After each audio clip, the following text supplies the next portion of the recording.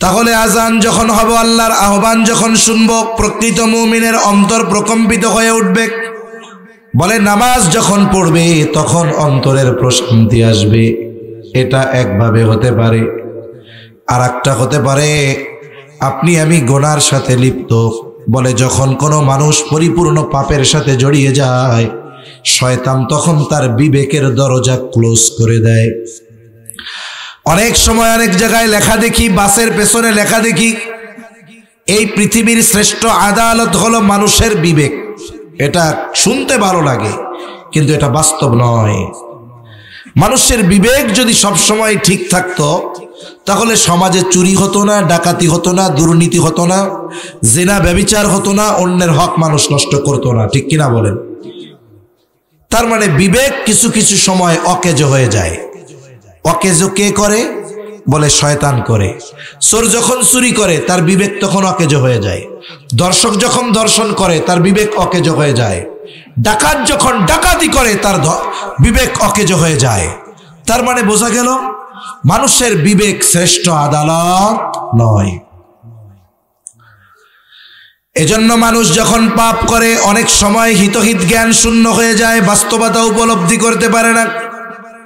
দেখা গেল ওই পাপেরত ব্যক্তিকে যখন কেউ গিয়ে বলে, ভাই তুমি যে এই কাজটা করতেছো এটা তো গুনার কাজ, আল্লাহ তাআলা মানা করেছে।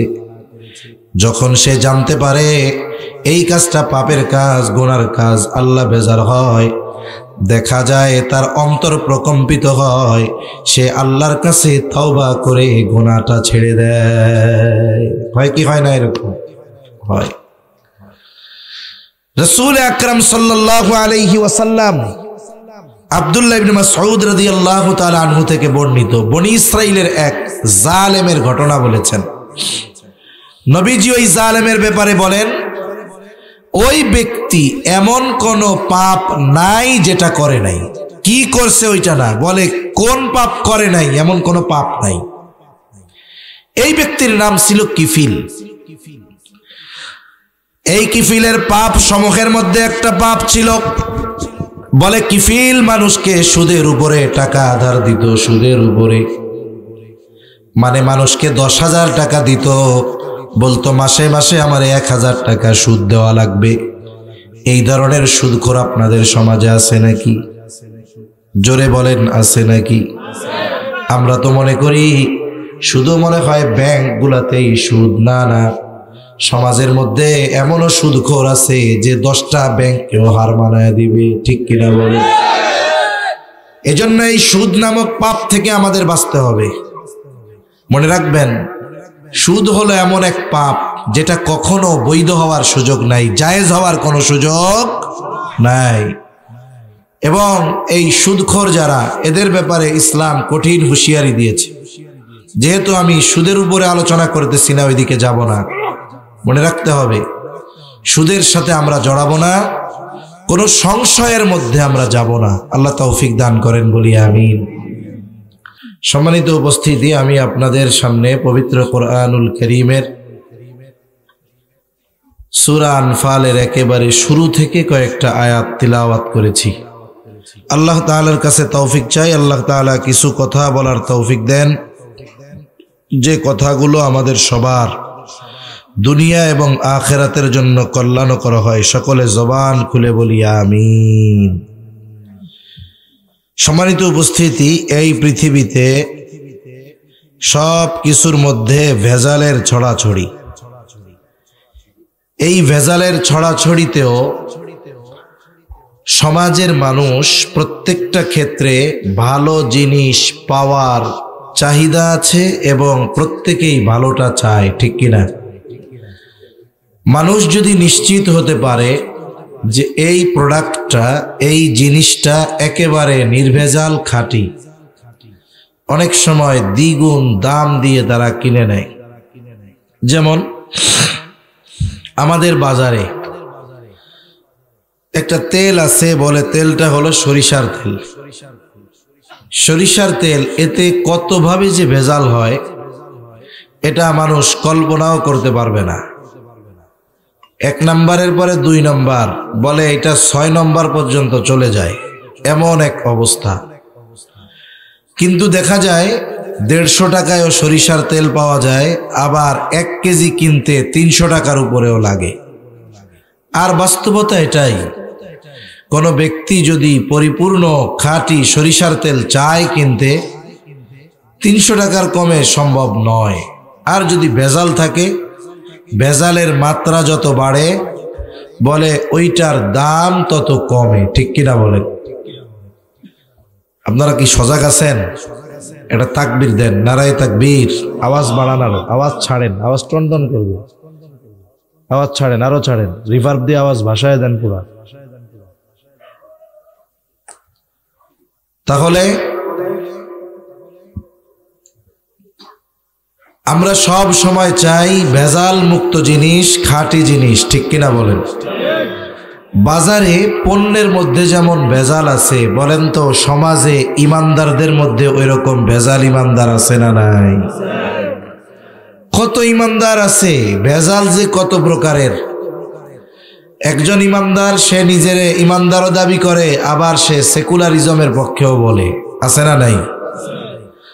ইমানদার নিজের ইমানদার দাবি করে, নামাজ কালাম পড়ে, নামাজ প্রতিষ্ঠার জন্য চেষ্টা করে, মানুষদেরকে নামাজের জন্য ডাকে, কিন্তু যখন দিন প্রতিষ্ঠার জন্য বলা হয় এইবার ওনার ঈমান আর কাজ করে না, আছে না নাই?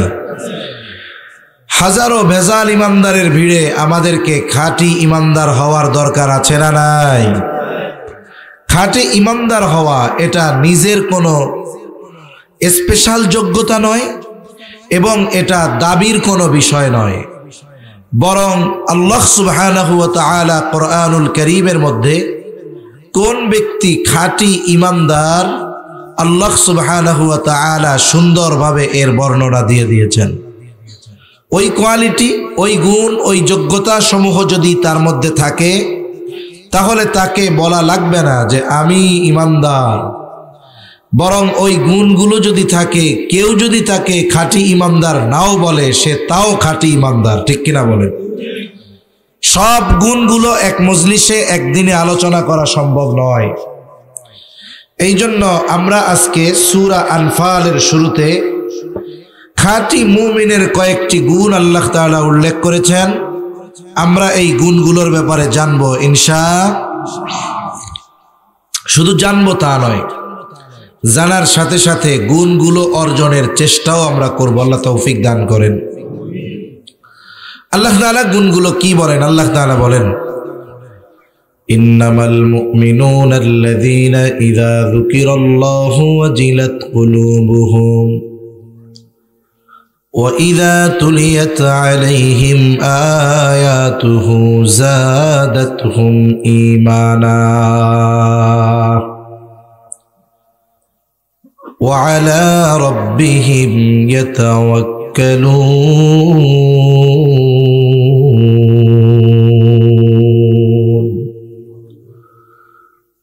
আল্লাহ রাব্বুল আলামিন বলেন, মুমিন কারা?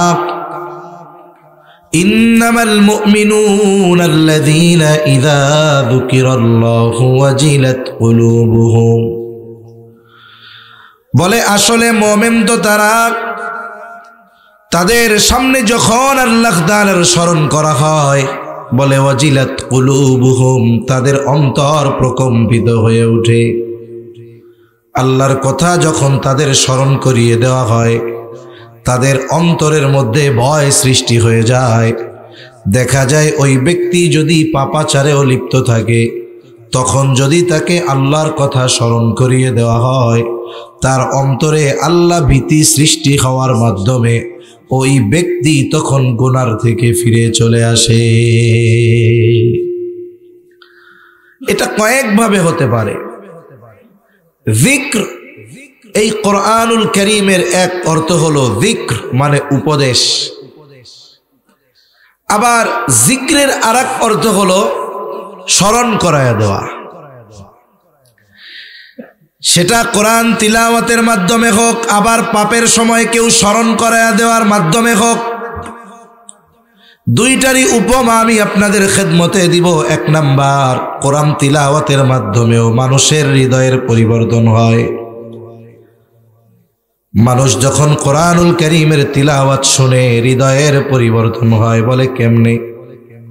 আপনাদের কক্সবাজার সহ গোটা দেশে এই শীতের সময় অনেক জায়গায় আন্তর্জাতিক কেরাত সম্মেলন হয় কি হয় না? পৃথিবীর বিভিন্ন দেশের কারি সাহেবরা এসে তিলাওয়াত শুনান। সাধারণ মানুষ থেকে নিয়ে সকলে যদি সময় থাকে ওই ধরনের মজলিসে কোরআন তিলাওয়াত শুনে আত্মার তৃপ্তি অর্জন করে, আত্মার প্রশান্তি লাভ করে। বলে কোরআন শুনতে যারা যায় সবাই কোরআন বুঝে এমনটা নয়, সবাই আলেম এমনটা নয়, বরং একজন মূর্খ মানুষ যে কোরআন পড়তেও পারে না, বোঝা তো বহুদূর, ও যখন কোরআনুল কারীমের তিলাওয়াত শুনে বলেন তো তার অন্তরের মধ্যে প্রশান্তি আসে কি আসে না? তার অন্তরে প্রশান্তি আসে কোরআনুল কারীম তিলাওয়াত শ্রবণের মাধ্যমে। আর যদি কোরআন বুঝতে পারে এখানে আল্লাহ তাআলা কি বলতেছে, তাহলে প্রভাবটা কোথায় হয়? বলে যখন আযাবের আয়াত তিলাওয়াত করে কারি তখন তার অন্তরে আল্লাহর আযাবের ভয় চলে আসে। এজন্য আমরা তো বাংলাদেশের মানুষ, অনেক নামাজি 40 বছর নামাজ পড়ে, যদি বলি বাবা সূরা ফাতিহার অর্থটা একটু গণ, উনি বলবে আপনি একটু বসেন আমি একটু 1 নাম্বার সেরে আছি, এই কইয়া ভাগবো। ঠিক কিনা বলেন? কিন্তু আরবের মানুষ বলে তাদের ভাষা কোরআনের ভাষা। অনেক সময় দেখা যায় নামাজের সময় পাশে একজন দাঁড়িয়েছে বৃদ্ধ, দেখলে মনে হবে রাস্তা থেকে উঠে আসলো মাত্র, কিন্তু ইমাম যখন তিলাওয়াত করে তিলাওয়াতের মধ্যে যদি আযাবের কথা থাকে ডুকরে কান্না শুরু করে দেয়। এই যে কোরআনের তিলাওয়াত যখন শুনে তার অন্তর আল্লাহর ভয়ে প্রকম্পিত হয়ে ওঠে। এটা কোরআন তিলাওয়াত শ্রবণ করার মাধ্যমে হতে পারে, অথবা একটা মানুষ যখন অন্যায় করতেছে আর ওই অন্যায়টার ব্যাপারে কোরআনে আল্লাহ তাআলা নিষেধ করেছেন, যখন ওই মানুষটাকে বলা হয় ভাই তুমি এই অন্যায়টা করতেছো, অপরাধটা করতেছো, এটা তো আল্লাহ তাআলা কোরআনে করতে মানা করেছে, যখন তাকে কোরআনের কথা স্মরণ করায় দেওয়া হলো, আল্লাহর কথা স্মরণ করায় দেওয়া হলো, লোকটা ওই কাজ থেকে ফিরে যায়, আল্লাহকে ভয় করে ওই কাজ থেকে তওবা করে সে তখন ভালো হয়ে যায়। আর এক পদ্ধতি হতে পারে আল্লাহর কথা স্মরণ করানোর মাধ্যম। বলে আমার আপনার এলাকায় সব জায়গায় আল্লাহর ঘর মসজিদ আছে না নাই? এখন তো গ্রাম অঞ্চলের একটা ভাঙ্গা মসজিদ, সেখানেও আজান দেওয়ার জন্য মাইক আছে, অনেক জায়গায় ইমাম আছে, মুয়াজ্জিনও আছে। মুয়াজ্জিন থাক আর না থাক, যদি একজনও রাখা হয় আজানের সময় হলে আজান দেয়, নামাজের সময় হলে নামাজের পড়ায়, ওয়াক্ত হলে সে আজান দেয়। তাহলে মসজিদ থেকে দৈনিক আমাদেরকে 5 বার ডাকা হয় কি হয় না? জোরে বলেন, হয় কি হয় না? কাদের ডাকে? কাফেরদের না ইমানদারদের? দৈনিক 5 বার আজান দেয় মুয়াজ্জিন। বলে অনেক সময় আমরা মনে করি মুয়াজ্জিনের কাজ হলো বেতন দিছি যথা সময় আজান দেওয়া। এলাকার মধ্যে মুয়াজ্জিন যথা সময় আজান দেয়, মসজিদে মুসল্লির খবর নেই, অথচ এলাকায় শত শত মুমিন। ওই মুয়াজ্জিন যদি একদিন সময় মতো আজান না দিয়ে রাত 3টার সময় ফজরের আজান দেয়, দেখবেন গ্রামের সব জায়গা মুয়াজ্জিনরে ধরছে, আজান উল্টাপাল্টা সময় দিলি কেন? ঠিক না? নামাজের জন্য ঠিক টাইমে আজান দিলে না গেলেও বেঠিক টাইমে আজান দিলে দেখবেন সবাই যাইয়া হাজির। এই মুয়াজ্জিনের দায়িত্ব আজান দেওয়া, তবে এই দায়িত্বের মর্যাদা কত বেশি! বলে মুয়াজ্জিন হলো কেমন যেন আল্লাহ তাআলার প্রেস সচিব। যেমন প্রধানমন্ত্রী, প্রেসিডেন্ট নিজে সব কথা বলেন না, এই ধরনের মানুষের একজন প্রেস সচিব থাকে। কি হবে, কি করবে, কি বলবে না বলবে, প্রধানমন্ত্রীর সময় কম, প্রেস সচিব গিয়া সাংবাদিকদের সামনে বলে প্রেস সচিব প্রধানমন্ত্রীর কথাই বলে, কারণ প্রধানমন্ত্রীর প্রেস সচিবের কথা কেমন যেন প্রধানমন্ত্রীর কথা। কেউ যদি প্রধানমন্ত্রীর প্রেস সচিবের কথা অস্বীকার করে, সে কেমন যেন প্রধানমন্ত্রীর কথাই অস্বীকার করলো, ঠিক কিনা? এখন মুয়াজ্জিন কার প্রেস সচিব? জোরে বলেন, আরো জোরে, কার? এই জন্য মুয়াজ্জিন দৈনিক তার বাড়িতে আমাদের ডাকে না, বরং কার ঘরে ডাকে? জোরে বলেন। মুয়াজ্জিন মানুষকে আল্লাহর দিকে ডাকে। এই জন্য আল্লাহ তাআলা মুয়াজ্জিনের ব্যাপারে তথা যারা মানুষকে আল্লাহর দিকে ডাকে তাদের ব্যাপারে বলে, ওয়ামান আহসানু কওলাম মিম্মান দাআ ইলাল্লাহ ওয়া আমিলা সালিহান ওয়া ক্বালা ইন্নানি মিনাল মুসলিমিন। আল্লাহ রাব্বুল আলামিন বলেন, মান আহসানু কওলাম মিম্মান দাআ ইলাল্লাহ। আল্লাহ তাআলা বলেন, তার চাইতে উত্তম আহ্বানকারী আর কে আছে যে মানুষকে আল্লাহর দিকে ডাকে? শুধু তাই না, সাথে সাথে সে নেক আমল করে আর বলে আমি মুসলমানদের একজন। এই মুয়াজ্জিন আমাদের আল্লাহর দিকে ডাকে। প্রকৃত ইমানদার যে যখনই মুয়াজ্জিনের এই আহ্বান তার কানে আসে, সে চিন্তা করে আমাকে তো মুয়াজ্জিন ডাকে নাই, বরং ডাক দিয়েছে কে? আচ্ছা, আপনাদের মধ্যে একজন কোনো অপরাধ করে নাই, কিন্তু তার কাছে একজন বিশ্বস্ত মানুষ এসে খবর দিছে যে তোমারে রামু থানার অফিসার সেকেন্ড অফিসার দেখা করতে বলছে, অথবা ওসি দেখা করতে বলছে, অথবা কক্সবাজারের এসপি দেখা করতে বলছে।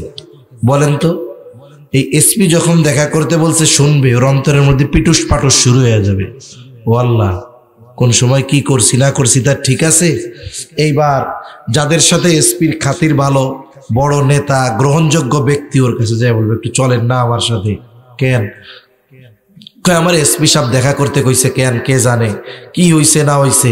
দেখুন, এসপি সাহেবের ডাক দিলের মধ্যে প্রকম্পন সৃষ্টি করে দিল, আর আল্লাহর ডাক, মসজিদে যাওয়ার ডাক আমার আপনার অন্তরকে প্রকম্পিত করে না। আমি আপনি কেমন মোমেন, ঠিক কিনা বলেন?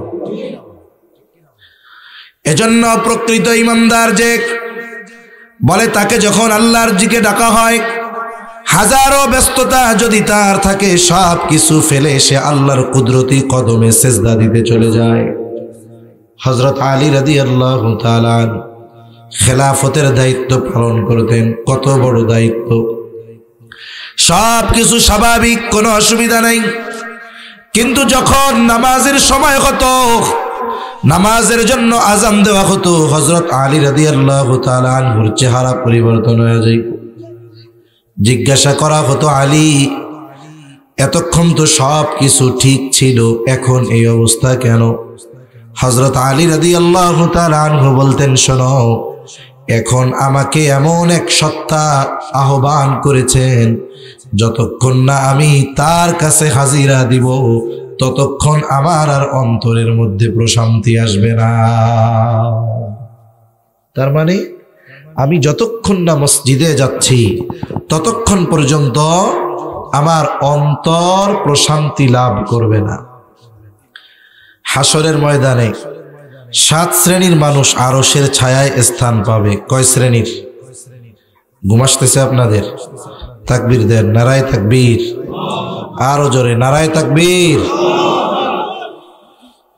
কিয়ামতের দিন নবীজি সাল্লাল্লাহু আলাইহি ওয়াসাল্লাম বলেন, 7 শ্রেণীর মানুষ আরশের ছায়ায় স্থান পাবে। 7 শ্রেণীর মানুষ বলে, ওই দিন আরশের ছায়া ছাড়া আর কোথাও কোনো ছায়া থাকবে না।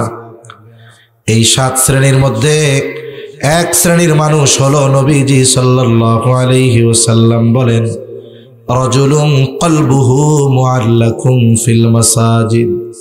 বলে, ওই ব্যক্তি আরশের ছায়ায় স্থান পাবে যার অন্তর মসজিদের সাথে সম্পৃক্ত ছিল। ওই ব্যক্তি 24 ঘন্টা মসজিদে থাকতো এমনটা নয়, বরং ওই ব্যক্তির হৃদয় মসজিদের সাথে ছিল। বলে, হৃদয় কেমনে থাকে? আপনাদের এলাকার হয়তো আছে অনেক যুবক, তার সমবয়সী মানুষ সৌদি আরব আছে বা যে কোনো দেশে আছে চাকরির জন্য, কর্মের জন্য, আছে না এরকম? মনে করেন বিকালবেলায় মাঠে ওরা বল খেলতেছে, ব্যাডমিন্টন খেলতেছে, ক্রিকেট খেলতেছে। এই টাইমে ওই প্রবাসী যুবক বন্ধু ওরে ফোন দিছে বা ও ফোন দিছে। এখন ফোন ধরে কয়, দোস্ত কি করো? এখন ও ক্যামেরা মাঠের দিকে ঘুরে কয়, এই যে দেখো আমরা খেলাধুলা করতেছি।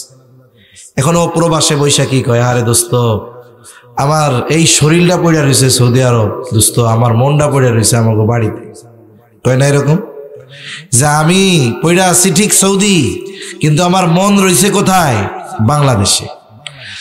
প্রকৃত নামাজি যে মসজিদের সাথে যার অন্তর সম্পৃক্ত, বলে ও কাজের জন্য যে কোনো জায়গায় থাকতে পারে, কিন্তু তার চিন্তা কি? বলে নামাজের সময় যখন হবে আমাকে মসজিদে যেতে হবে, তার চিন্তা হলো এইটা। যেই ব্যক্তি যত ব্যস্ততা থাক, নামাজের সময় যখন আজান হলো নামাজ পড়ার জন্য মসজিদে চলে গেল, বলে এই যে তার অন্তরে চিন্তা, মসজিদের সাথে তার একটা কানেকশন। সে মসজিদে থাকবে সর্বোচ্চ 1.5 ঘন্টা, কিন্তু হৃদয় লাগানো মসজিদের সাথে। এই কারণে হাসরের দিন সে আরশের ছায়ায় স্থান পাবে। সুবহানাল্লাহ বলেন। আর প্রকৃত মুসল্লি যে, তার বাস্তবতাও এরকম। আজান যখন শুনে, নামাজ যতক্ষণ না পড়ে, মনে হয় তার মাথার উপরে একটা পাহাড় পরিমাণ চাপ। যখন সে নামাজ পড়ে, আল্লাহর কুদরতি কদমে যখন সেজদা দেয়, তখন তার অশান্ত অন্তর প্রশান্তি লাভ করে। ঠিক কিনা বলেন? আরে কতজন তো মসজিদে যাইতে পারে না, এরা দুর্ভাগা। কিন্তু যারা যায় তাদের জিজ্ঞাসা করবেন যে এত কষ্ট করে শীতের দিন ঠান্ডার মধ্যে অজু করে ফজরের নামাজে মসজিদে যান, কি মজা। জিজ্ঞাসা করবেন তারে। কারণ হাদিসের মধ্যে আসছে, বান্দা আল্লাহ তাআলার সবচাইতে নৈকট্য অর্জন করে সেজদার সময়। বলে এই বান্দা যখন সেজদা দেয়, তখন তার অশান্ত অন্তরে প্রশান্তি আসে। এজন্য আমাদের এমন হৃদয় হওয়া দরকার, যখন আল্লাহর কথা আমাদেরকে মুয়াজ্জিন স্মরণ করায় দিবে, আমার অন্তরের মধ্যে উথাল পাতাল সৃষ্টি হবে যে আমাকে আল্লাহর ঘরে যেতে হবে, আল্লাহর কুদরতি কদমে সেজদা দিতে হবে। এই পেরেশানি যদি আমার হৃদয়ের মধ্যে না আসে, এটা একজন মুমিন হিসাবে আমার জন্য দুঃখের বিষয়। ঠিক কিনা বলেন? অন্তরের পেরেশানি কোথায়? আমরা তো নামাজই পড়ি না। আমাদের দেশে যত মুসলমান আছে, শতকরা 10% মানুষ 5 ওয়াক্ত নামাজ পড়ে না। এটাই বাস্তবতা। মনে রাখবেন, যেই মুসলমান দৈনিক 5 বার আল্লাহর এই ফরজ বিধান কায়েমের জন্য মসজিদে যেতে পারে না, ওই মুসলমান বাতিলের বিরুদ্ধে লড়াই করবে কেমনে? যেই মুসলমান ব্যক্তিগত জীবনে নামাজ প্রতিষ্ঠা করতে পারে না, আপনি ওই মুসলমানের দ্বারা রাষ্ট্রীয়ভাবে ইসলাম প্রতিষ্ঠার আশা করেন কেমনে? ঠিক কিনা বলেন? কষ্ট পাচ্ছেন কোথায়? একজন মুমিন নামাজ পড়ে না, এটা তো সাহাবায়ে কেরাম চিন্তাও করতে পারতো না। যে একজন ইমামদার সে নামাজ পড়ে না, এটা চিন্তাও করতে পারতো না। ওনারা যদি নামাজের সময় কাউকে বাইরে দেখতেন, মনে করতেন এটা কাফের, আর নাইলে নাপাকি আছে, আর নাইলে অমুসলিম, এছাড়া অন্য কিছু হতে পারে না। একজন নামাজি নামাজের সময় বেহুদা বসে থাকবে, এটা তারা কল্পনাও করতে পারতো না। কিন্তু আল্লাহ আমাদেরকে ডাকেন বারবার মসজিদে। আমরা এখন যাচ্ছি না, কিন্তু একদিন আমি যাব, কিন্তু সেই দিন আমার যাওয়া আর আমার জন্য কোনো কাজে আসবে না। তাহলে আজান যখন হবে, আল্লাহর আহ্বান যখন শুনব, প্রকৃত মুমিনের অন্তর প্রকম্পিত হয়ে উঠবে। বলে নামাজ যখন পড়বে তখন অন্তরের প্রশান্তি আসবে। এটা একভাবে হতে পারে। আর একটা হতে পারে, আপনি আমি গুনার সাথে লিপ্ত। বলে যখন কোনো মানুষ পরিপূর্ণ পাপের সাথে জড়িয়ে যায়, শয়তান তখন তার বিবেকের দরজা ক্লোজ করে দেয়। অনেক সময় অনেক জায়গায় লেখা দেখি, বাসের পেছনে লেখা দেখি, এই পৃথিবীর শ্রেষ্ঠ আদালত হলো মানুষের বিবেক। এটা শুনতে ভালো লাগে, কিন্তু এটা বাস্তব নয়। মানুষের বিবেক যদি সবসময় ঠিক থাকতো, তাহলে সমাজে চুরি হতো না, ডাকাতি হতো না, দুর্নীতি হতো না, জিনা ব্যভিচার হতো না, অন্যের হক মানুষ নষ্ট করতো না। ঠিক কিনা বলেন? তার মানে বিবেক কিছু কিছু সময় অকেজো হয়ে যায়। অকেজো কে করে? বলে শয়তান করে। চোর যখন চুরি করে তার বিবেক তখন অকেজো হয়ে যায়। দর্শক যখন দর্শন করে তার বিবেক অকেজো হয়ে যায়। ডাকাত যখন ডাকাতি করে তার বিবেক অকেজ হয়ে যায়। তার মানে বোঝা গেল মানুষের বিবেক শ্রেষ্ঠ আদালত নয়। এজন্য মানুষ যখন পাপ করে অনেক সময় হিতহিত জ্ঞান শূন্য হয়ে যায়, বাস্তবতা উপলব্ধি করতে পারে না। দেখা গেল ওই পাপের রত ব্যক্তিকে যখন কেউ গিয়ে বলে, ভাই তুমি যে এই কাজটা করতেছো এটা তো গুনার কাজ, আল্লাহ তাআলা মানা করেছে, যখন সে জানতে পারে এই কাজটা পাপের কাজ, গুনার কাজ, আল্লাহ বেজার হয়, দেখা যায় তার অন্তর প্রকম্পিত হয়, সে আল্লাহর কাছে তওবা করে গুনাহটা ছেড়ে দেয়। হয় কি হয় না? এরকম হয়। রাসূল আকরাম সাল্লাল্লাহু আলাইহি ওয়াসাল্লাম আব্দুল্লাহ ইবনে মাসউদ রাদিয়াল্লাহু তাআলা আনহু থেকে বর্ণিত বনি ইসরাইলের এক জালেমের ঘটনা বলেছেন। নবীজি ওই জালেমের ব্যাপারে বলেন, ওই ব্যক্তি এমন কোন পাপ নাই যেটা করে নাই। কি করছে ওইটা না, বলে কোন পাপ করে নাই, এমন কোন পাপ নাই। এই ব্যক্তির নাম ছিল কিফিল। এই কিফিলের পাপ সমূহের মধ্যে একটা পাপ ছিল, বলে কিফিল মানুষকে সুদের উপরে টাকা আধার দিত। সুদের উপরে মানে মানুষকে 10,000 টাকা দিত, বলতো মাসে মাসে আমার 1,000 টাকা সুদ দেওয়া লাগবে। এই ধরনের সুদখোর আপনাদের সমাজে আছে নাকি? জোরে বলেন, আছে নাকি? আমরা তো মনে করি শুধু মনে হয় ব্যাংকগুলাতেই সুদ। না না, সমাজের মধ্যে এমনও সুদখোর আছে যে 10টা ব্যাংককেও হার মানায় দিবে। ঠিক কিনা বলেন? এজন্য এই সুদ নামক পাপ থেকে আমাদের বাঁচতে হবে। মনে রাখবেন, সুদ হলো এমন এক পাপ যেটা কখনো বৈধ হওয়ার সুযোগ নাই, জায়েজ হওয়ার কোনো সুযোগ নাই। এবং এই সুদখোর যারা, এদের ব্যাপারে ইসলাম কঠিন হুঁশিয়ারি দিয়েছে। যেহেতু আমি সুদের উপরে আলোচনা করতেছি না, ওইদিকে যাব না। মনে রাখতে হবে, সুদের সাথে আমরা জড়াবো না, কোনো সংশয়ের মধ্যে আমরা যাব না। আল্লাহ তৌফিক দান করেন, বলি আমিন। জালেম কিফিল মানুষকে সুদের উপরে টাকা দিত। একদিন একজন বিধবা সুন্দরী নারী অভাবের তাড়নায় চলে এসেছে জালেম কিফিলের কাছে। এসে বলে, কিফিল আমারে কিছু টাকা ধার দাও। দেখবেন যারা সুদের কারবারি করে, কোনো মানুষ যদি বিপদে পড়ে তাদের কাছে কিছু টাকা ধার চাই, দিবে না। আপনি গিয়া বলবেন, চাচা 1,000 টাকা দেন, বিকালে দিয়ে দিব। ও এমন ভাব ধরবে, আপনার মন চাইবে পকেটে কিছু থাকলে ওরে দিয়ে আসি। আর একজন ওই পাশ দিয়া পাঠাবেন, যে তুন সুদের উপরে কিছু টিয়া লইয়াই। আপনাদের ভাষাতে এরকম বলবে না? এবার যাই কেবল, আমারে কিছু টাকা তুমি সুদের উপরে দাও, মাসে মাসে লাভ দিব। দেখবেন লুঙ্গির কোমর থেকে, গোসা থেকে খুইলা টাকার বান্ডিল দিয়া বলবে, কত লাগবো তত নে। ঠিক কিনা বলেন? এজন্য যারা সুদি কারবারির সাথে জড়ায়, আখিরাতের শাস্তি তো আছেই। আল্লাহ তাআলা দুনিয়ায় তার চারিত্রিকগত কিছু পরিবর্তন দেয়। একটা কি বলে, তার হৃদয় কঠোর হয়ে যায়, রুক্ষ হয়ে যায়, জবানের ভাষা খারাপ হয়ে যায়, চেহারার নূর চলে যায়। অনেক মানুষ আছে দেখতে কিন্তু কালো, কিন্তু লোকটা ভালো, দিনদার, নামাজি, কালো হলেও চেহারার মধ্যে একটা উজ্জ্বলতা আছে।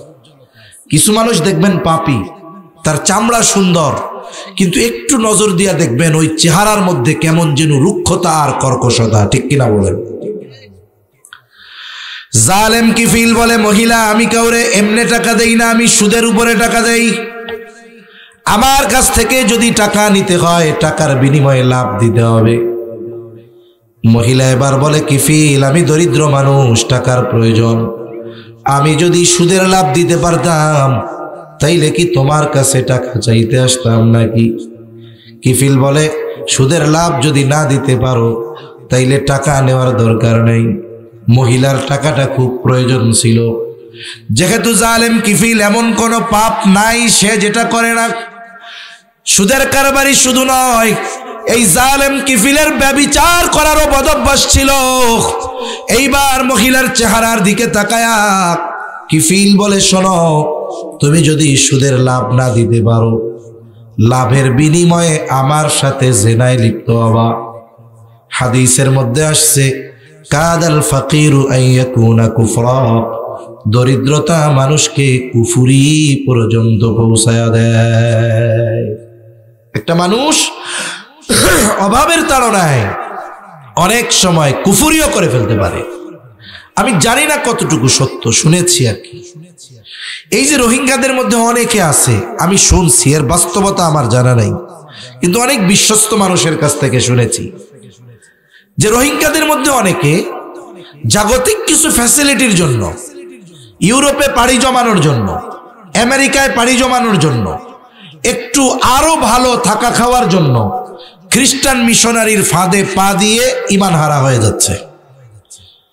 আবার দেখুন একেবারে উত্তর পশ্চিমাঞ্চল, সেই লালমনিরহাট ওই অঞ্চলে কিছু জায়গা আছে এতটাই প্রত্যন্ত অঞ্চল, যেই সব জায়গাতে আমাদের মতো শহুরে মানুষের জন্য যাওয়া অসম্ভব। না আছে সেইখানে কোনো রাস্তাঘাট, না আছে কোনো চিকিৎসা সুবিধা, না আছে খাবার দাবারের সুবিধা। এমন জায়গায় তাদের বসবাস, অতি গরমেও কষ্ট, অতি ঠান্ডায়ও কষ্ট, বর্ষায়ও কষ্ট, না হইলেও কষ্ট।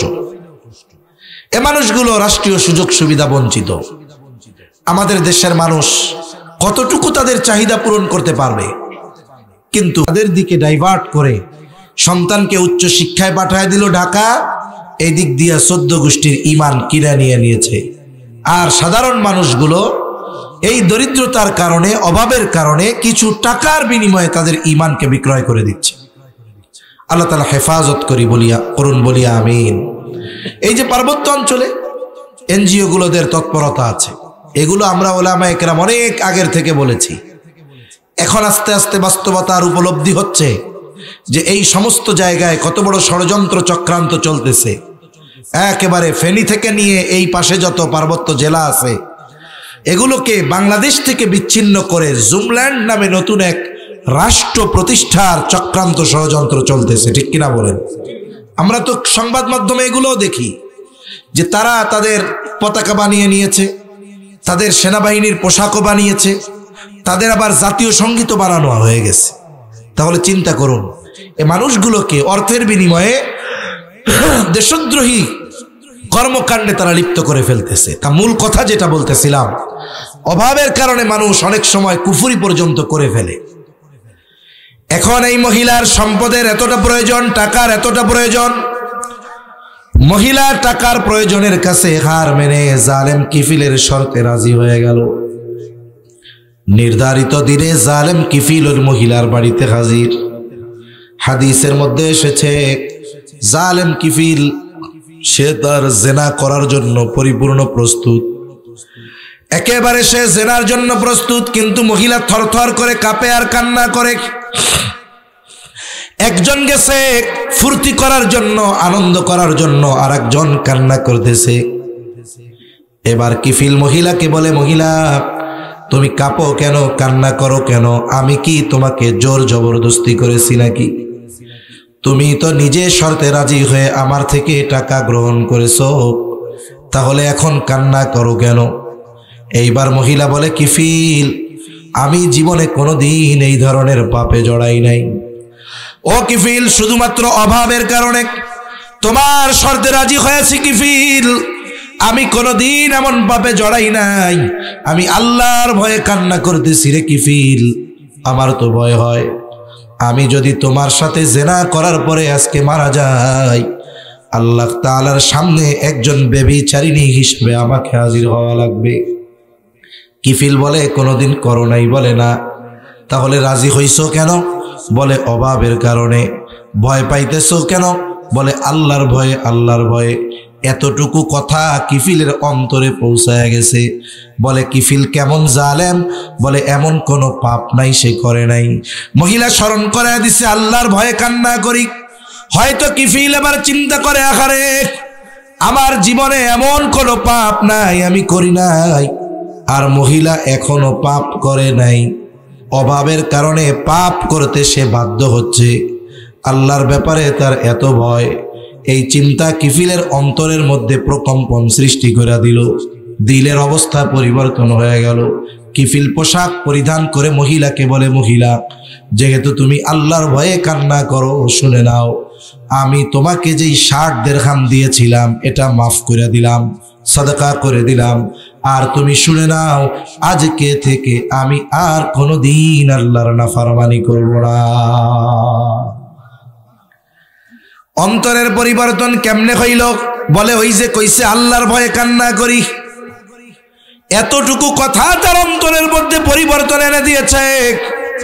হাদিসের মধ্যে আসছে, কিফিল এবার বাড়িতে চলে গেল। বাড়িতে ঘটনাক্রমে রাতের বেলায় কিফিল মারা গেল। কিফিলের এই তাওবার কথা দুনিয়ার কেউ জানে না। জানে কে? জোরে বলেন। আল্লাহ তাআলা জানে। কিফিল রে তো সবাই জানে ও জালেম। বলেন তো, জালেম বললে মানুষ খুশি হয় নাকি বেজার হয়? আরো জোরে, খুশি না বেজার?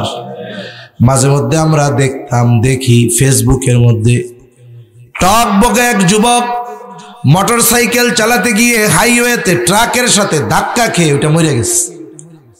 দুঃখজনক ঘটনা না? কিন্তু ফেসবুকের কমেন্টসের মধ্যে শুধু লেখা আলহামদুলিল্লাহ, আলহামদুলিল্লাহ, আলহামদুলিল্লাহ। কেন লেখছে রে? মানুষ মরলে তো ইন্না লিল্লাহ কওয়ার দরকার, সবাই আলহামদুলিল্লাহ কয় কেন? আর একজন কমেন্টসের মধ্যে করে বলে, শোনেন ভাই, ও মরছে আমরা বাঁচছি, মানুষগুলারে জ্বালায় খাইছে, ক্ষমতার অপব্যবহার করেছে, অমুক দলের পাতি নেতা ছিল, এই জন্য মরছে, আরো আগে মরলে ভালো হইতো।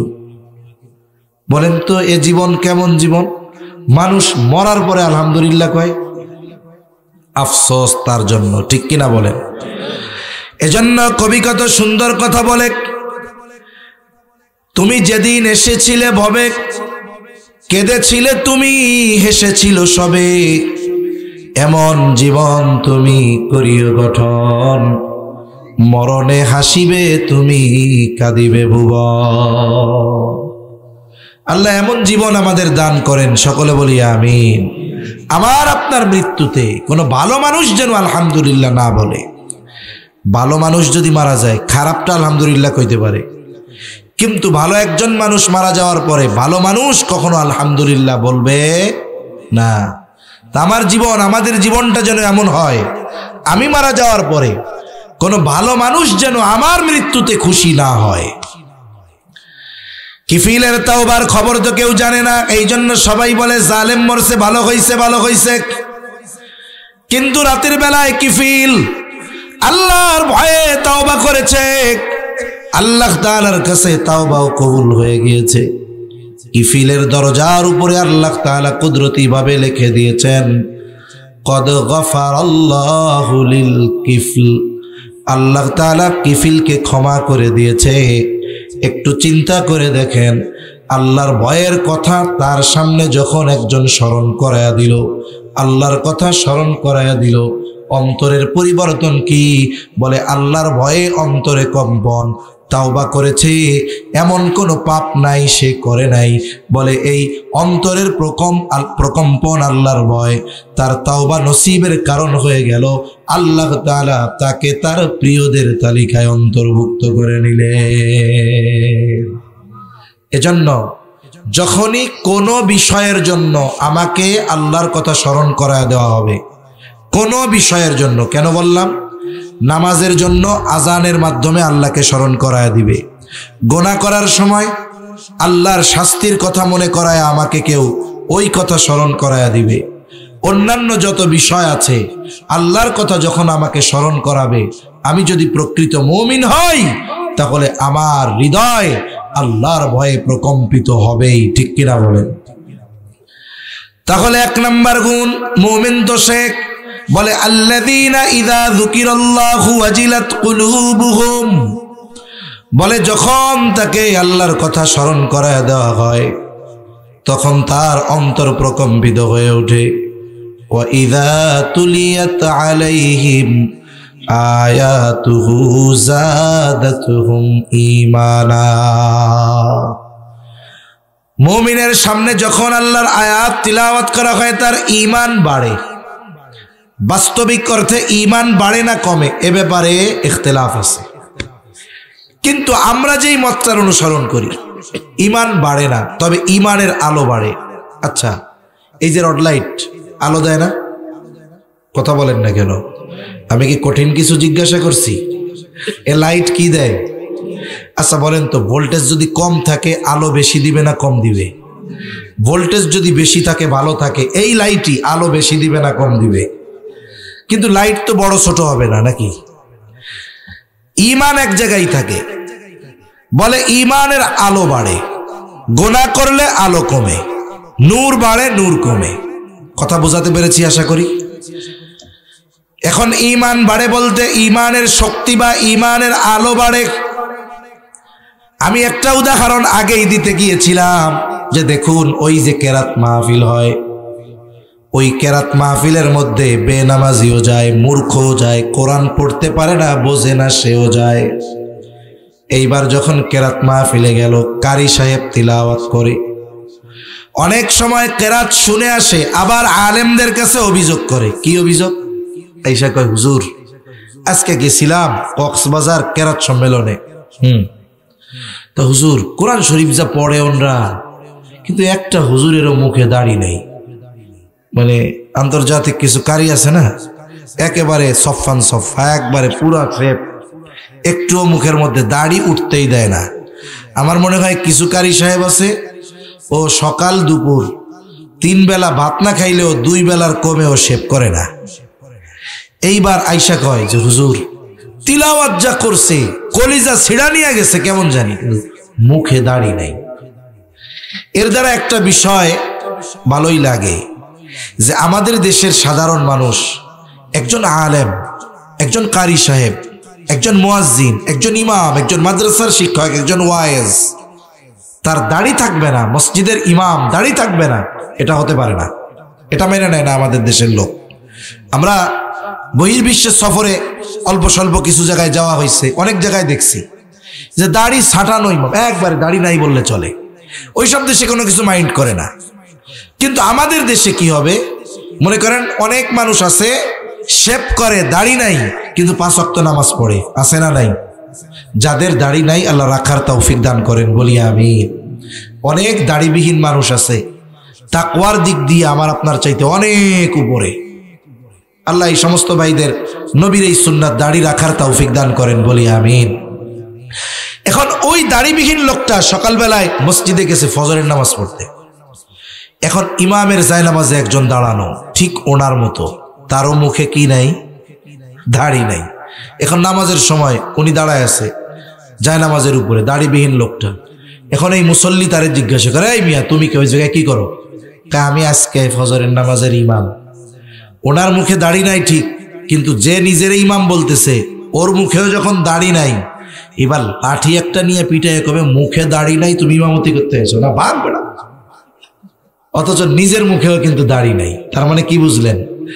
যে আমাদের দেশের মানুষ দাড়ি না রাখলেও বাস্তবে দাড়িওয়ালাদের মহব্বত করে, ঠিক কিনা বলেন? সে এটা চায় না যে আমি গুনাহ করতেছি, আমার দাড়ি নাই, নিজের মুখে দাড়ি নাই, ইমাম রাখার সময় 14 বার দেখে যে দাড়ি এক মুষ্টি আছে নাকি, ঠিক কিনা? এটা দাড়ির প্রতি মহব্বত, নবীর সুন্নাতের প্রতি মহব্বতের একটা বহির প্রকাশ। এখন আয়েশা এরকম বলে আর কি, কিন্তু কোরআন যে তিলাওয়াত করছে হুজুর, দিলটা ছিড়া নিয়ে গেল মনে হয়। এই কারি যখন তিলাওয়াত করে, ওই মূর্খ ব্যক্তি কোরআনের তিলাওয়াত শুনতেছে, ঠান্ডা ঠান্ডা বৈশা আছে, কারি সাহেব আস্তে আস্তে পড়তেছে, ওয়াদ্দুহা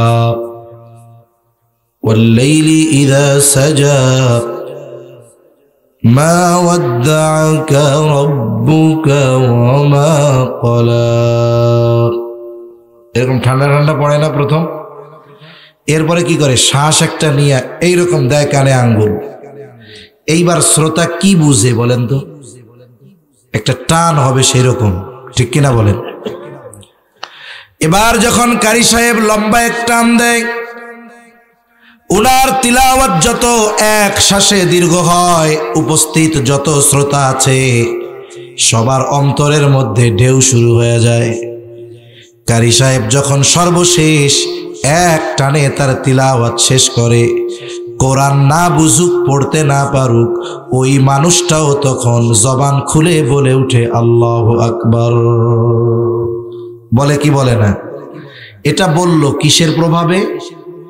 কিসের প্রভাবে? কোরআন তিলাওয়াত শ্রবণের প্রভাবে। এজন্য বাস্তবিক অর্থ হলো এইটা, প্রকৃত মুমিন যখন কোরআনের তিলাওয়াত শুনে অথবা কোরআনের আলোচনা শুনে তার ঈমানের পাওয়ার বাড়ে, ঈমানের আলো বেড়ে যায়। আপনি এখানে কোরআনের কথা শোনার পরে যদি সন্ধ্যার অবস্থা আর এখনের অবস্থার মধ্যে পরিবর্তন না হয়, তাহলে আমি আপনি কপাল পোড়া।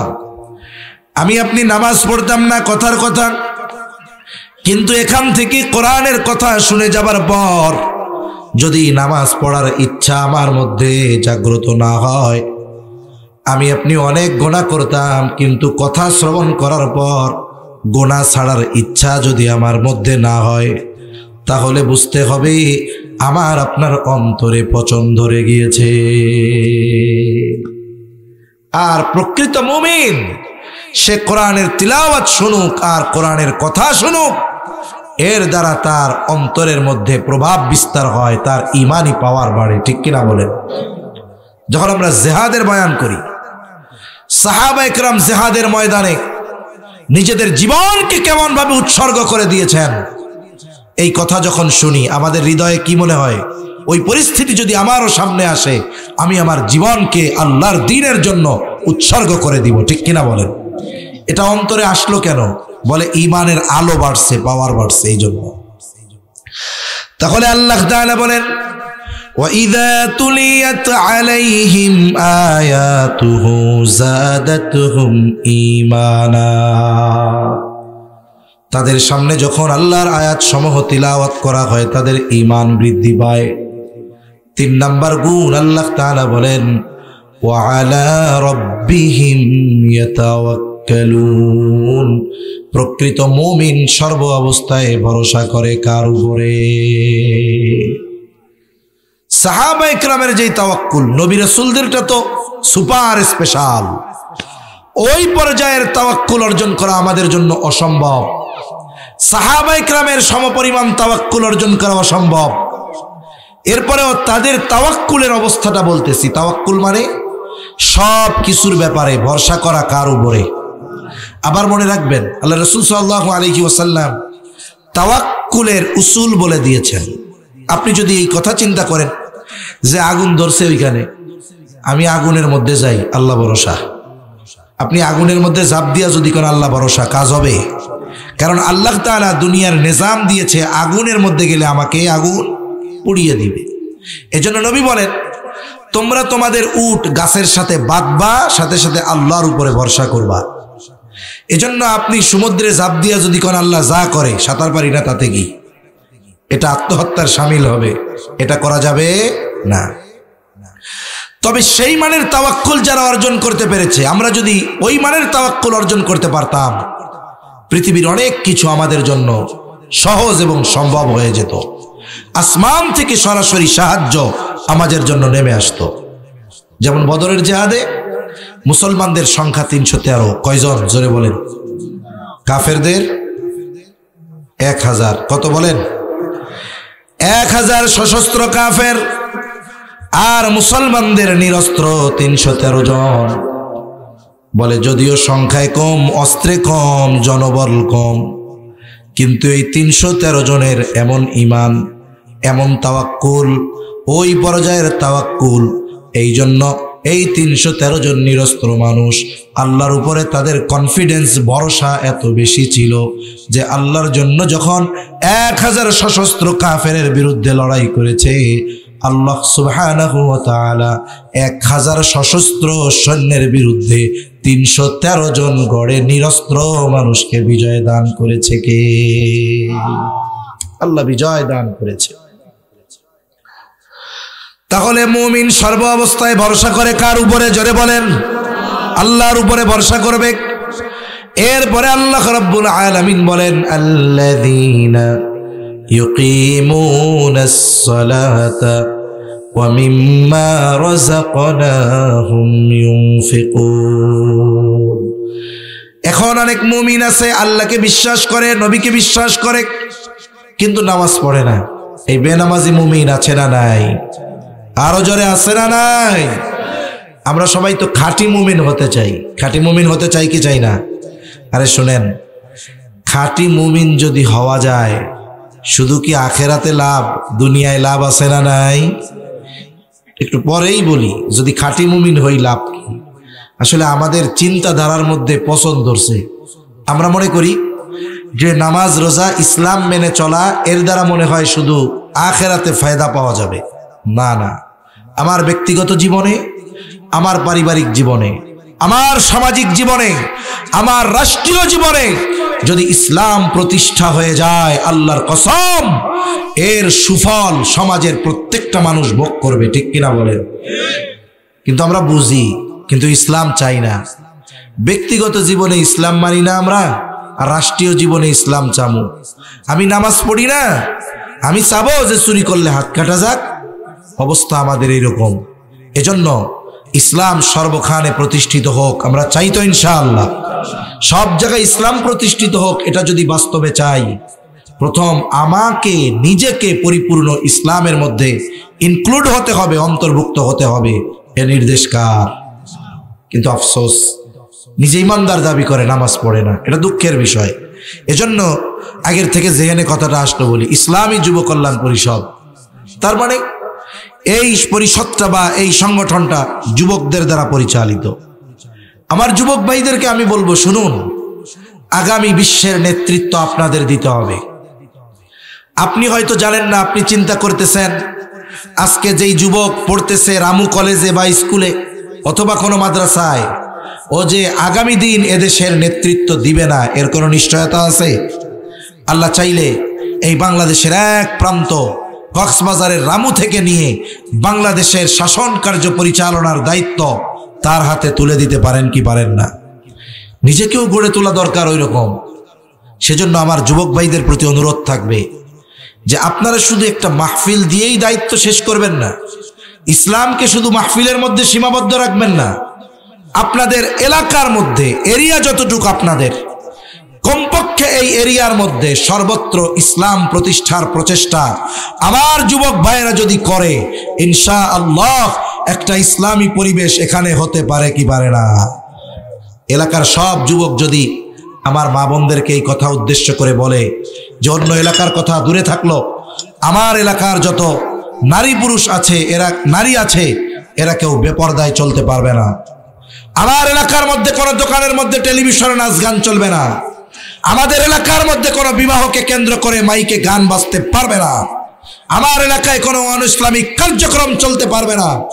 যুবকরা যদি স্ট্রং হয়ে যায়, বুড়োরা এমনি শুয়ে পড়বে। ঠিক কিনা বলেন? কিন্তু আমার যুবক ভাইদেরকে উদ্বুদ্ধ করার মতো লোক নাই, এদেরকে বলার মতো লোক নাই, এদের মধ্যে যে আগামীর নেতৃত্ব দেওয়ার সম্ভাবনা লুকিয়ে আছে, এটা ওদেরকে বলার মতো, বোঝানোর মতো কেউ নাই। এজন্য আমার যুবক ভাইদের প্রতি অনুরোধ থাকবে, আপনারা যদি দ্বীনের উপরে চলে আসেন, কারণ যেই সমাজের যুবকরা ভালো হয়ে যায়, ওই সমাজের সব কিছু ভালো হয়ে যায়। ঠিক কিনা বলেন? একটা যুবক যদি খারাপ হয়, ক্যারেক্টার লুজ হয়, চরিত্রহীন হয়, এক এলাকার শান্তি বিনষ্ট হওয়ার জন্য যথেষ্ট। ঠিক কিনা? কিন্তু আমার যুবকরা যদি নামাজি হয়ে যায়, একটু চিন্তা করেন তো, কল্পনায় যে আপনার সমাজটা, রাষ্ট্রের কথা থাকলো, পাশের এলাকার কথা থাকলো, আপনার মহল্লার কথাই চিন্তা করেন। যখন ফজরের আযানে মুয়াজ্জিন বলে আসসালাতু খায়রুম মিনান নাওম, প্রত্যেকটা ঘরের মধ্যে লাইট জ্বলে উঠে, প্রত্যেকটা ঘুমন্ত ব্যক্তি জেগে উঠে, নামাজ যাদের উপরে ফরজ হয়েছে সকলে উঠে যায়, ওযু করে প্রত্যেক ঘর থেকে যুবক, বৃদ্ধ, কিশোর মসজিদে ফজরের নামাজের জন্য চলে যায়। অপর দিক দিয়ে প্রত্যেকটা ঘরে মা বোনেরা ঘুম থেকে উঠে তারা নামাজ আদায় করে, ঘরের বাহির পরিষ্কার করে, কিছু কোরআন তিলাওয়াত করে, আর পুরুষেরা মসজিদে কিছু তিলাওয়াত করে, তাসবিহ তাহলিল পাঠ করে বাহিরে এই রাস্তা দিয়ে হাঁটে। আর ওদিক দিয়ে আমার মা বোনেরা, ছেলে, স্বামী, সন্তান ঘরে ফিরবে, ভাই ঘরে ফিরবে, তারা তাদের জন্য চা বিস্কিট রেডি করে রেখেছে। এই যে একটা সুন্দর পরিবেশ, আপনি যদি একটু চিন্তা করেন তাহলে দেখবেন আল্লাহ সময়ে বরকত দিয়ে দিবে। ঠিক কিনা বলেন? আসমান জমিনের বরকতের দরজা আল্লাহ খুলে দিবে। কিন্তু আফসোস, আজকে আমাদের বিনা কারণে আমাদের সকাল হয় 11টায়। মসজিদগুলা এমনও হয় এক মহল্লায় 100 ফ্যামিলির উপরে আছে, কিন্তু ফজরের নামাজে ইমাম আর মুয়াজ্জিন পেছনে দাঁড়াইতে পারে না। মানে মুসল্লি হইছে কে? বলে ইমাম আর মুয়াজ্জিন, আর কেউ নাই, পাশাপাশি দাঁড়ায় নামাজ পড়া লাগে। যেই জাতির ফজরের নামাজে মুসল্লির অবস্থা ওই রকম, ওই জাতি গোটা পৃথিবীব্যাপী নির্যাতিত হবে না, এটা কিভাবে হতে পারে? এটাই আমাদের তাকদীরে ছিল। এজন্য আমাদের উচিত এই ধরনের সমাজ ব্যবস্থা প্রতিষ্ঠার চেষ্টা করা, ঠিক কিনা বলেন? মনে রাখবেন, আপনাকে আমাকে আল্লাহ তাআলা এই কথা বলবে না যে তুমি কেন গোটা বাংলাদেশে ইসলাম প্রতিষ্ঠা করতে পারো নাই, কিন্তু আপনি আপনার এই সমাজের অধিপতি। এই সমাজে যদি আপনি দ্বীন প্রতিষ্ঠার প্রচেষ্টা না করেন, এর জবাবদিহিতা আল্লাহর কাছে আছে না নাই? আছে।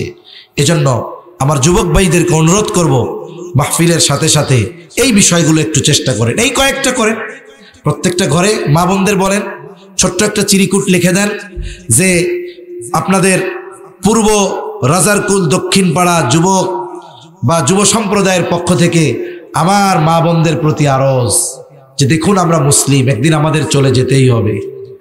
আপনাদের কাছে অনুরোধ, আমার কোনো মা বোন বেপরদায় বের হবেন না। একটু আবেগ দরদ নিয়ে ঘরে ঘরে চিঠিটা পৌঁছায়া দেন।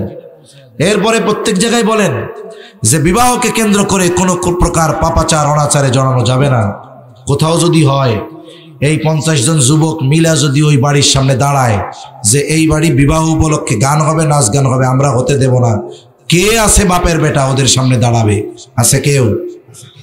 তাহলে আমরা শুধু চিন্তায় বসে আছি যে কখন রাষ্ট্রীয়ভাবে ইসলাম প্রতিষ্ঠা হবে। আরে মিয়া, ইসলাম প্রতিষ্ঠা হলে এই মানুষগুলো যে ইসলাম যেন মেনে নেয়, এজন্য তাদের তৈরি করতে হবে না? ফিল্ড তৈরি করা লাগবে না? এজন্য এখন থেকেই আমরা চেষ্টা করব, আল্লাহ তৌফিক দান করুন। এমন যেন হয় যে আজকে মাহফিলের পরে আগামী দিন ফজরে যেন মুসল্লি বাড়ে, সময়ের সাথে সাথে যেন মসজিদে নামাজি বাড়ে। যদি না বাড়ে, আমি বলবো এ মাহফিল গতানুগতিক একটা মাহফিল হবে, সাধারণ কিছু উপকার ছাড়া কষ্ট আর শ্রম বেশি হবে, কিন্তু বাস্তবিক উপকার যেটা, সেটা আমরা মাহরুম থাকবো, সেটা থেকে আমরা মাহরুম থেকে যাব। এজন্য আমি যুবক ভাইদের অনুরোধ করব, আপনারা চেষ্টা করবেন কমপক্ষে যেন সমাজের প্রত্যেকটা প্রাপ্ত বয়স্কা নামাজি হয়ে যায়। আল্লাহ তৌফিক দান করুন, বলি আমিন। তাহলে প্রকৃত মুমিন হওয়ার জন্য আল্লাহ এরপরে বলেন, আল্লাযীনা ইউকিমুনাস সালাতা ওয়া মিম্মা রাযাকনাহুম ইউনফিকুন। প্রকৃত মুমিন যারা, বলে তারা নামাজ প্রতিষ্ঠা করে, নামাজ কায়েম করে। বলে আপনি রাষ্ট্রের প্রধান নয়, আপনি পরিবারের প্রধান, আপনার পরিবারে নামাজ কায়েম করার দায়িত্ব আপনার। আপনি অভিভাবক, আপনার অধীনস্থ যারা তাদেরকে নামাজি বানানোর দায়িত্ব আপনার। আবার দেখুন, পরিবারের সবাই যদি নামাজি হয়ে যায়, অভিভাবক যদি নামাজি হয়ে যায়, তাহলে তার রিজিকে বরকত দেওয়ার প্রতিশ্রুতি দিয়েছেন কে? জোরে বলেন।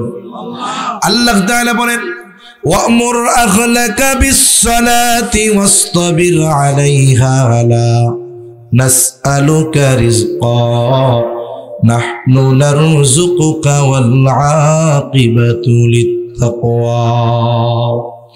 আল্লাহ তাআলা বলেন, তোমার অধীনস্থদেরকে নামাজের আদেশ দাও, ওয়াসতাবির আলাইহা, তুমিও তার উপরে অটল থাকো। তার মানে তুমিও নামাজি হয়ে যাও। তার মানে আমি নামাজি, ঘরের মানুষ নামাজি, কি হবে? আল্লাহ তাআলা বলেন, বান্দারে, লা নাসআলুকা রিজকা, আমি আল্লাহ তোমার কাছে রিজিক চাই না, বরং তুমি নামাজি, ঘরের মানুষ নামাজি, কি হবে? নাহনু নারযুকুকা, তোমরা নামাজি হয়ে যাওয়ার কারণে আমি আল্লাহ তোমাদের রিজিক দিয়ে দিব। তার মানে আল্লাহ তাআলা বরকতময় রিজিক দিবেন। পরিমাণ বেশি হলেই এর মধ্যে বরকত থাকে না, বরং পরিমাণ কম হলেও এর মধ্যে বরকত দিতে পারেন কে? আচ্ছা, আপনাদের এলাকার মসজিদের ইমাম সাহেবদের বেতন কেমন? 50,000? হ্যাঁ, 6,000 টিয়া। এটা কেমনে কইলেন? এটা তো বলার ক্ষেত্রেও লজ্জা থাকার দরকার ছিল। একজন ইমাম, আপনার আমার জীবনের সবচাইতে বড় গুরুত্বপূর্ণ ইবাদত আমি যার উপরে চাপায়া দিয়েছি, তার বেতন দৈনিক 200 টাকা। বলেন তো, এই সমাজে 200 টাকা দিয়ে আধা বেলার জন্য জমিনে কামলা নিবেন? আছে? কত লাগে? 500 কমে নাই, ও জমিনেই হাত দিবে না। একটু চিন্তা করেন তো, আমাদের ইমামদের বেতন দেওয়া হয় 6,000, 8,000, 10,000ই ধরলাম, হয়তো কি দেন, 3 বেলা খাবার পাঠান, এই তো। কিন্তু এই 10,000 টাকায় একটা ফ্যামিলি 4 জন সদস্য যদি হয়, চালানো অসম্ভব, ঠিক কিনা? এরপরেও আপনার আমার মসজিদের ইমাম 8, 10,000, 12,000 টাকা বেতন দিয়ে তার 6 সদস্যের ফ্যামিলি চালাচ্ছে, কেমনে চলে? আসলে আল্লাহ তাআলা এনাদের আয়ে বরকত দিয়েছে। আবার অনেকে এই বরকতের কথা সুযোগ মনে করে ইমাম বেতন বাড়াইতে কইলেই কয়, হুজুর আপনার এত বাড়ানোর দরকার কি, আপনার বেতনে বরকত আছে। কথা সত্য, মতলব খারাপ। কথা সত্য, মতলব খারাপ, মানে বেতন বাড়াবে না। কিন্তু এই অল্প দিয়ে চলে কেমনে, আমি এটা বলতেছি। এই পৃথিবীতে আপনি কোনো ইমাম পাবেন না যে প্রকৃতপক্ষে দিনদার ইমাম, যে ওই ইমামের ঘরে তার ওয়াইফ বেনামাজি। পাওয়া যাবে? পাওয়া যাবে? পাওয়া যাবে না। এ সমাজে অনেক হাজি নামাজি মসজিদের সভাপতি, একটা দুইটা নয়, হাজার হাজার পাওয়া যাবে। সে তসবিহ টিপতে টিপতে আঙ্গুল বোথা বানায় ফেলছে, কিন্তু ওর বউ নামাজ পড়ে না। আছে না নাই? চেহারা অনাবৃত করে একেবারে রামু ফুটবল চত্বরে গিয়ে তাকায় থাকে, মার্কেটিং করে। আছে না নাই? তাহলে ইমাম সাহেব বলে তার ঘরে ইচ্ছে, সে চিন্তা করতেছে যে আমি রোজার প্রস্তুতি এখন থেকে নেই, আগের থেকে ছোলা ডাল বুট কিনা রাখি। আপনি হয়তো ইফতারের সময় 10 প্রকার খাবার আপনার সামনে। একটা মানুষ রোজা রেখে 2 গ্লাস শরবত খাওয়ার পর 10 প্রকারের ইফতার খাইতে পারে না, ঠিক কিনা বলেন? কিন্তু চোখ তো ভরে না, তাকায় দেখে সব আছে, তরমুজ নেই, কই যে হ্যাঁ তরমুজ থাকলে ভালো হইতো রে। আপনি 12 প্রকারের ইফতার নিয়ে বসেছেন, আর হয়তো আপনার পাশে আর এক রোজাদার, সে হয়তো পান্তা ভাত আর মরিচ পেঁয়াজ আর লবণ নিয়ে বসছে ইফতার করার জন্য। আছে না নাই? এজন্য আমরা আমাদের প্রতিবেশীর দিকে খেয়াল রাখবো। আমার পরিবারের জন্য ব্যয় করার সাথে সাথে আমি এই গরিব দুঃখী অসহায়দেরকেও সহযোগিতা করব। তাহলে এই যে আল্লাহর দেওয়া রিজিক থেকে ব্যয় যদি করি, এই 5টা গুণ যদি অর্জন করা যায়, বলে এই 5 গুণ যেই মুমিনের মধ্যে থাকবে। 1 নাম্বার কি? আল্লাহর কথা যখন তার সামনে স্মরণ করানো হয়, হৃদয় প্রকম্পিত হয়ে ওঠে। আল্লাহর আয়াত যখন তিলাওয়াত করা হয়, তার ইমানের নূর বেড়ে যায়। সর্ব অবস্থায় সে আল্লাহর উপরে ভরসা রাখে, বিপদ আপদ মুসিবত সবকিছুতে সে নামাজ প্রতিষ্ঠা করে। নামাজি মুসল্লি, নিজেও ঘরের মানুষকেও। 5 নম্বর, আল্লাহ যতটুকু দিয়েছে তার সামর্থ্য অনুযায়ী সে দান সদকা করে। এই আয়াতগুলোর আলোকে আল্লাহ তাআলা বলেন, কোন মুমিনের মধ্যে যদি এই 5 গুণ থাকে। আচ্ছা, আপনাদের এই কক্সবাজার থেকে হানিফ পরিবহন আছে না? একটা হলো হানিফ এন্টারপ্রাইজ, ওইটার নামও হানিফ, আর একটা হলো হানিফ পরিবহন। হানিফ পরিবহন যে হানিফ, কত এটা 1 নম্বর না 2 নম্বর? গাড়িতে কি লেখা থাকে? হানিফ লেখা থাকে, কিন্তু ওইটা চিটাগাংয়ের ওই পারে যাবে না। ও এখান থেকে চিটাগাং যাইতে যেতে 50 জায়গায় দাঁড়াবে। ওইটাও হানিফ, আর যেটা চট্টগ্রাম পার হয়ে ঢাকা চলে যায় ওইটাও হানিফ, বলে এটা 1 নম্বর হানিফ। সমাজে মুমিন অনেক আছে, কিন্তু খাঁটি মুমিনের কোয়ালিফিকেশন কি, তার যোগ্যতা কি, গুণাবলী কি, আল্লাহ তাআলা এগুলো উল্লেখ করার পরে বলতেছেন, ইমানদারদেরকে এই গুণগুলো উল্লেখ করার পরে বলতেছেন, শোনো, যেই মুমিন এই গুণে গুণান্বিত সে সাধারণ মুমিন না। আল্লাহ তাআলা বলেন, উলাইকা হুমুল মুমিনুনা হাক্কা। যেই মুমিন এই গুণগুলোই গুণান্বিত সে হলো প্রকৃত মুমিন। বলেছেন কে? আরো জোরে বলেন কে? এখন প্রকৃত মুমিন আল্লাহ তাআলা তার জন্য স্পেশাল কিছু সুযোগ দিয়েছেন, খবর দিয়েছেন। প্রকৃত মুমিনের ফ্যাসিলিটি কি আল্লাহ তাআলা এই আয়াতগুলোর আলোকে বলেন। প্রকৃত মুমিন যে 1 নাম্বার, তার ব্যাপারে আল্লাহ তাআলা বলেন, লাহুম দারাজাতুন ইনদা রাব্বিহিম। এই প্রকৃত মুমিন যে আল্লাহ রাব্বুল আলামিন তার নিকটে তার সম্মানকে সমুন্নত করে দিবে। 2 নাম্বার, ওয়া মাগফিরাহ, খাঁটি মুমিনকে আল্লাহ তাআলা মাফ করে দিবে। তার মানে 1 নাম্বার তার সম্মান আল্লাহ বাড়ায় দিবে, 2 নাম্বার তার পাপগুলো আল্লাহ মাফ করে দিবে, 3 নাম্বার যেটা নিয়ে দুনিয়ার মানুষ সবচাইতে বেশি চিন্তা করে, রিজিক নিয়ে, উপার্জন নিয়ে, জীবন উপকরণ নিয়ে, আল্লাহ তাআলা বলেন বান্দারে খাঁটি মুমিন হয়ে যাও, আমি আল্লাহ প্রকৃত সম্মান বাড়াবো। আমি আল্লাহ তোমার গুনাহগুলো মাফ করে দেওয়ার সাথে সাথে আমি আল্লাহ তোমাকে ওয়ারিজকুম কারীম, সম্মানজনক রিজিক আল্লাহ তাআলা দান করবে। শুনেন, মানুষ রিজিক সম্মানের সাথেও পায়, অসম্মানের সাথেও পায়।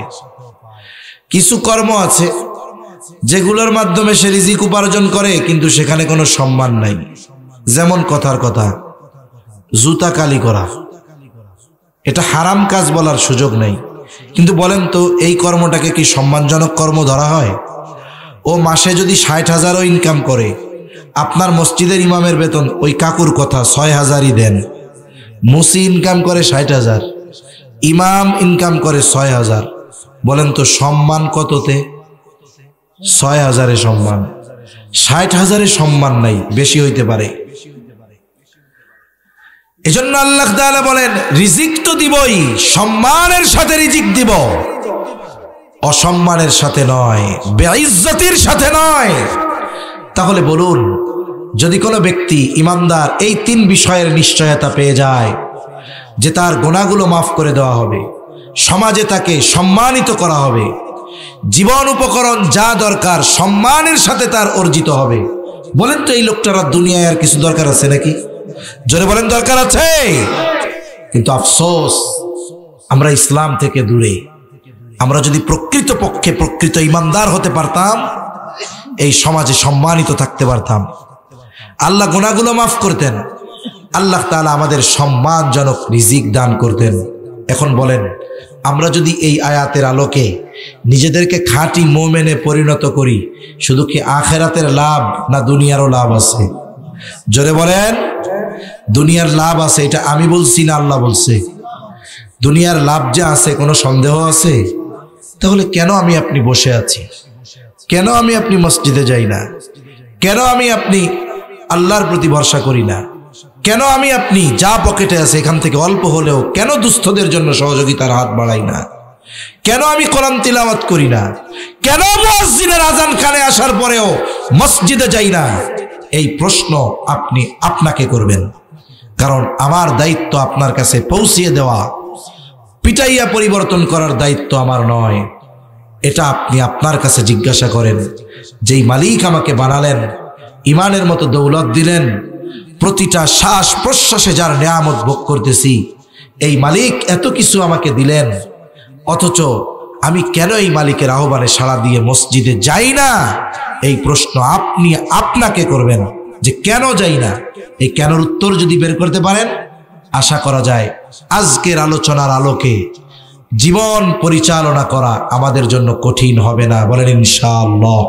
আল্লাহ সুবহানাহু ওয়া তাআলা আমাদের সবাইকে প্রকৃত মুমিন হওয়ার তৌফিক দান করেন, বলি আমিন। ওয়া আখিরু দাওয়ানা আনিল হামদুলিল্লাহি রাব্বিল আলামিন। আসসালামু আলাইকুম ওয়া রাহমাতুল্লাহি ওয়া বারাকাতুহু। করে দেব। আচ্ছা, আমরা